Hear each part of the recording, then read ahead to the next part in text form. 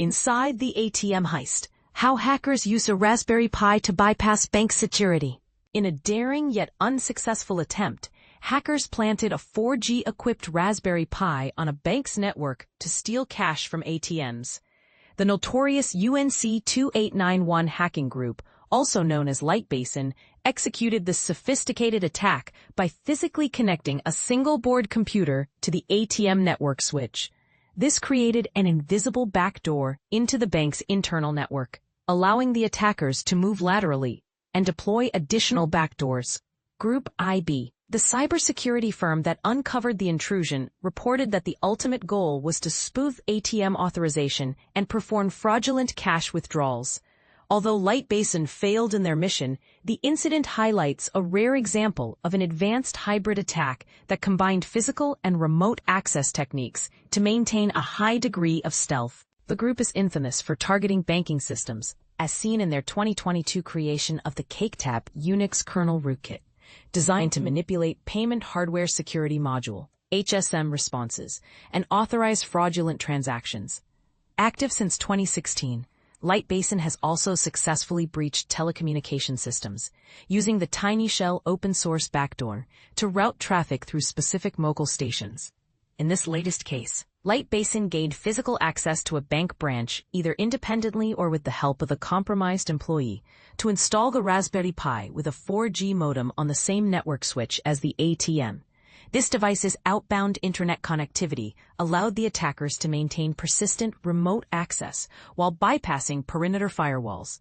The Raspberry Pi hosted the TinyShell backdoor, which the attacker. In subsequent phases, the threat actors moved laterally to the network monitoring server, which had extensive connectivity to the bank's data center. From there, they pivoted to the mail server, which had direct internet access, ensuring persistence even after the Raspberry Pi was discovered and removed. The backdoors used in lateral movement were named LightDM to mimic the legitimate LightDM display manager found on Linux systems, making them appear innocuous. Another stealthy tactic involved mounting alternative file systems like TMPFS and ext4 over the proc PID paths of the malicious processes, obscuring related metadata from forensics tools. Group IB's investigation revealed that the network monitoring server inside the bank network was beaconing every 600 seconds to the Raspberry Pi on port 929, indicating that the device served as a pivot host.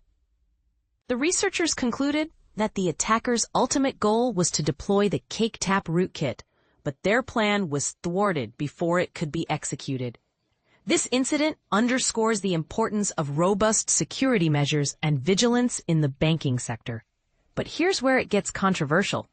Should banks invest more in physical security measures to prevent such hybrid attacks, or focus on enhancing their digital defenses?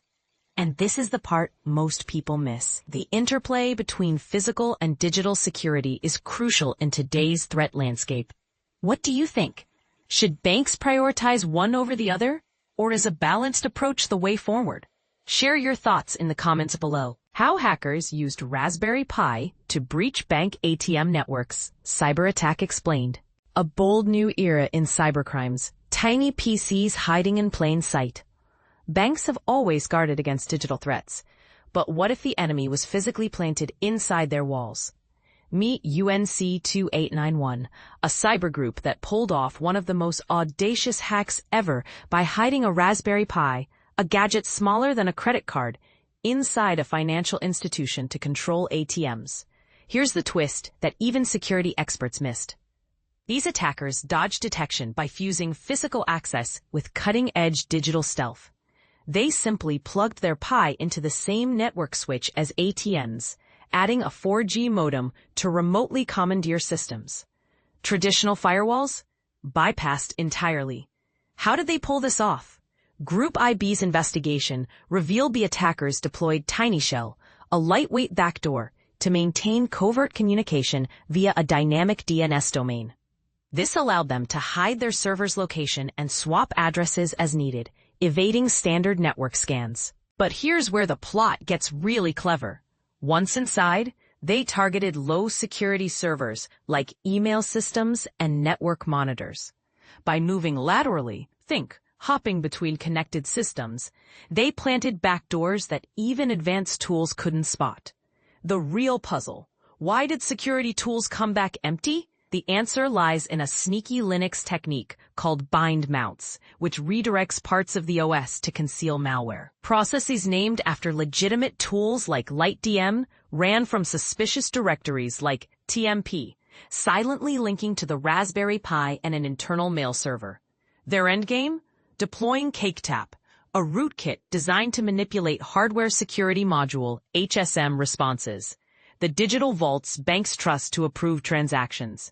By spoofing HSM authorizations, ATMs would have spit out cash without alerting anyone. Luckily, Group IB intercepted this before it unfolded.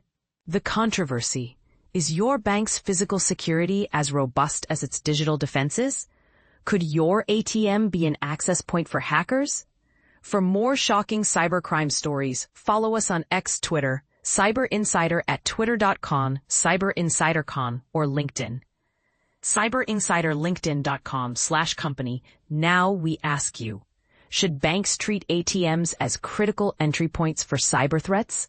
Or is this a one-off attack? Share your take in the comments. Awesome!